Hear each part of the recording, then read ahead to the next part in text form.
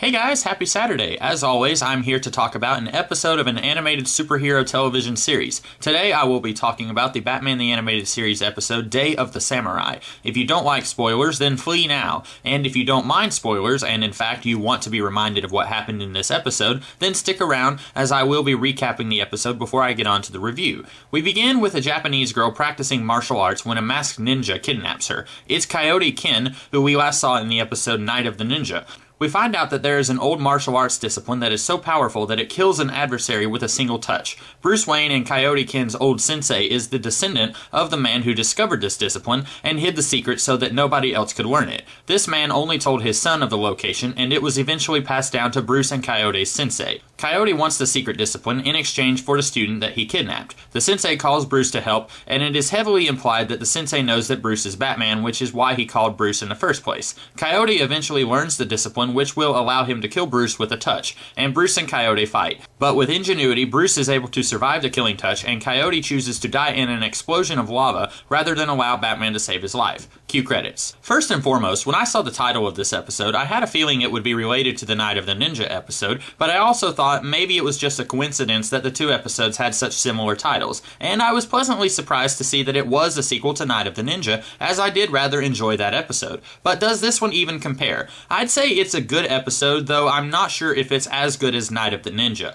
One thing that was bugging me throughout the entire episode is that ninja and samurai are not the same thing. This episode knows this, of course, as Bruce's sensei goes to great lengths to explain the difference between ninja and samurai. Ninja are characters who travel the path of darkness, and samurai go by the code of Bushido, which is kinda sort of honor, long story short. But the thing is, this episode seems to think that if you are a student of the martial arts, that you are either ninja or samurai, and that's just not the case. Ninja are assassins, basically. Sure, they can use martial arts and other tricksy techniques to make themselves effectively invisible and thus make their assassinating jobs a lot easier. But if I become a master of some kind of martial arts discipline, and I happen to be a bad dude, that does not automatically mean that I am a ninja. And likewise, if I become a master and I'm a righteous person, that does not mean that I'm a samurai. Despite my brief description of Bushido, there is more to it than be a good person. Furthermore, samurai were specifically military personnel in feudal Japan, and they're not really a thing today. Not to mention, their thing was more swordplay, and they had little to do with martial art, although I'm sure they did learn some hand-to-hand fighting techniques for whenever they needed to and they didn't have a sword handy.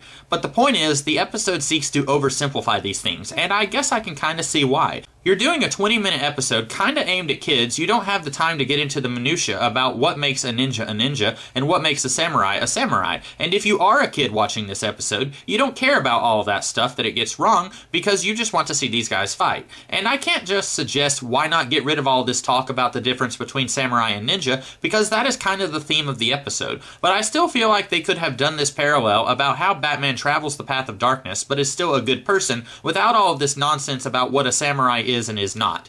One thing I immediately was disappointed in was the crux of the entire episode. This hidden discipline that Coyote is seeking, it's been hidden in a cave because some dude 500 years ago thought that it was too dangerous to let get into the wrong hands. So my question is, if you are some dude and you don't want this discipline to get into the wrong hands, why would you even put it to paper at all? Or if you're not the one who put it to paper, why would you hide it? Why not destroy it? And I get it, if this guy acted logically, then the entire episode would fall apart, since there would be nothing to motivate Coyote to kidnap the girl and bring Batman into the episode. But it's still a pretty huge absence of logic that isn't really explained at all. And speaking of things that characters do that don't make any sense at all, let's talk about Coyote for a little bit. We find out from Bruce in this episode that Coyote knows that he is Batman because fighting styles are like fingerprints, and if Coyote fought Bruce and Batman, then he would know that they are one and the same. Okay, so why has Coyote just sat on this information for so long and not done anything with it? We're even told that ninja are tricky and will cheat when given the opportunity. So it has nothing to do with honor, unless the sensei is just wrong, and despite all of Coyote's bad qualities, he is still at least a little bit honorable. But if that's the way the episode wants to play it, I kinda wish they had been a little bit more explicit with it. Maybe have Bruce tell his sensei or Alfred that he didn't think that Coyote was 100% bad after all, even with his kidnapping and attempted murder aside. At the very least, it explained why Coyote didn't call up Summer Gleason or Alexander Knox and say, "Hey, guess what?"